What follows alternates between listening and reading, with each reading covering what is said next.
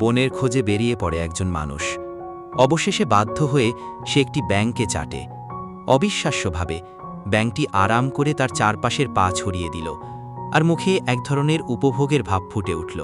এরপর ব্যাঙটি মুখ ঘুরিয়ে একদিক দেখাতে লাগল, যেন লোকটিকে কোন পথে যেতে হবে তা দেখাচ্ছে। লোকটি সেদিকে তাকিয়ে দেখে পানির ভিতর ধীরে ধীরে একটি মৃতদেহ ভেসে উঠছে, আর সেটা ছিল তার হারিয়ে যাওয়া ছোট বোনের দেহ।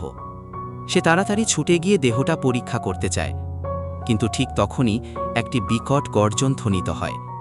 সে মাথা তুলে দেখে একটি বন্য নেকড়ে ধীরে ধীরে তার দিকে এগিয়ে আসছে। সে তাড়াহুড়ো করে একটা কাঠের টুকরো তুলে ধরে আত্মরক্ষার ভঙ্গি নেয়, কিন্তু সে কিছু বুঝে ওঠার আগেই নেকড়েটি হঠাৎ রূপ পরিবর্তন করে মানুষে পরিণত হয়।